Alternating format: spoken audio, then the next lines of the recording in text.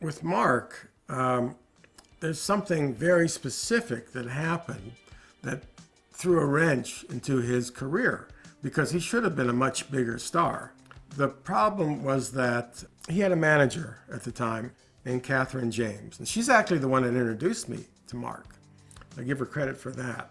We actually shot a screen test with Mark because I'd written the script Only the Strong for a producer named Sammy Hadida. Like with Bloodsport, we did not have a star in mind. This was not a proper vehicle for Van Damme. Van Damme was too big to do it at the time. We were doing a much smaller budgeted movie that basically focused on capoeira. Catherine had introduced me to Mark, and Mark was an amazing athlete. He was a gymnast. He was already studying capoeira. There's a lot of reasons to use him. The producers were a little nervous simply because he hadn't really done much of anything. I think he played the villain in American Samurai 3 or something like that. So we shot a screen test in 35 millimeter, acting and performing stunts, martial arts. We had 2 studios that were actually interested in the movie at the time. One of them was 20th Century Fox, and the other one was Dimension, Miramax. I actually had a meeting with Harvey Weinstein. I had a lunch meeting with Harvey Weinstein about Only the Strong. They wanted to do it. Problem is, Harvey wanted to give us $5 million for the budget, and Fox was going to give us $6 million. So, well, shit, let's go with Fox. We need more time and more resources to do this movie. Anyways, we shot the screen test, and apparently Rupert Murdoch himself saw the screen test. He was suitably impressed with the movie. He basically said, let's get this guy to replace Brandon Lee. Because Brandon Lee had been their budding movie star who was mixed Asian and Caucasian. And he died, that horribly tragic accident on a set where somebody stupidly pointed a gun with a blank at him.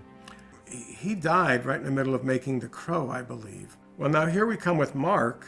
Mark looks kind of like Brandon Lee. In fact, Mark even took Brandon Lee's place in some of the reshoots, some of the additional photography they did for The Crow, because he looked so much like Brandon.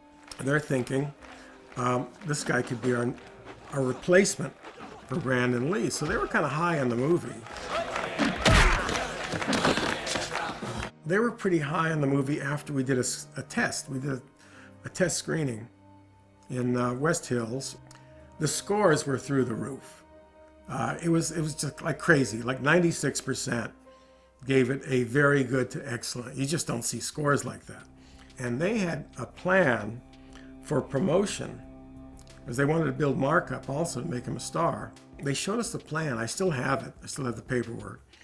It was going to be like 12 cities in the U.S. over the course of, I think, 3 weeks. They were going to fly me and Mark and Paco, who played our villain, to all these different cities to promote the movie.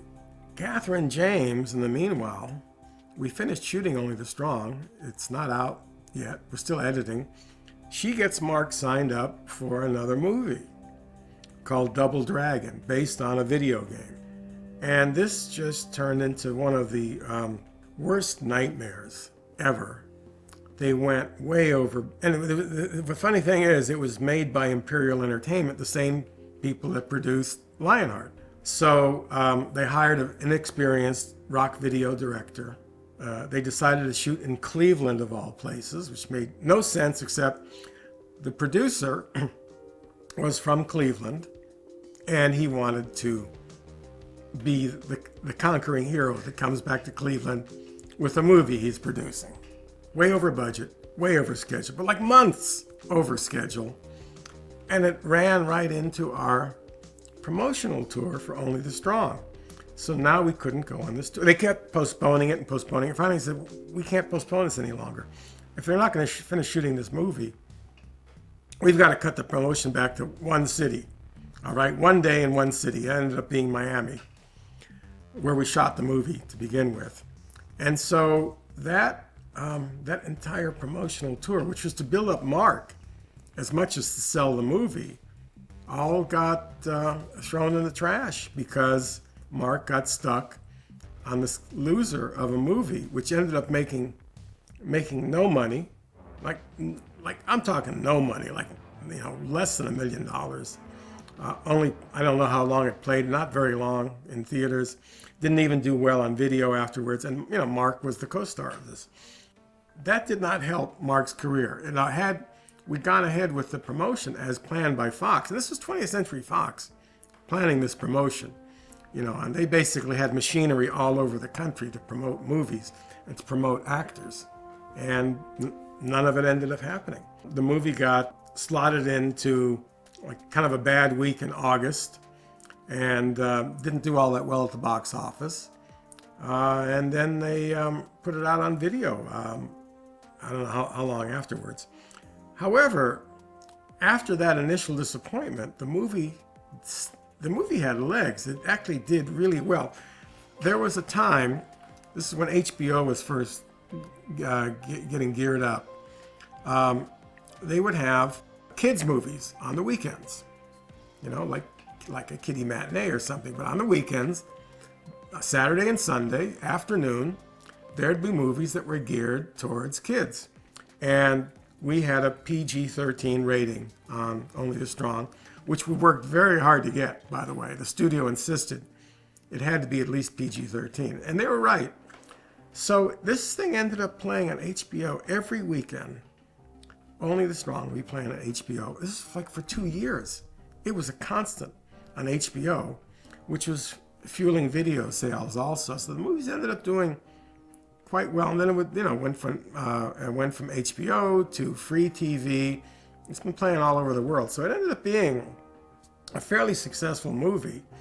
And it's just a shame that we got derailed the way that we did because Mark took this other movie which interfered with this promotional tour.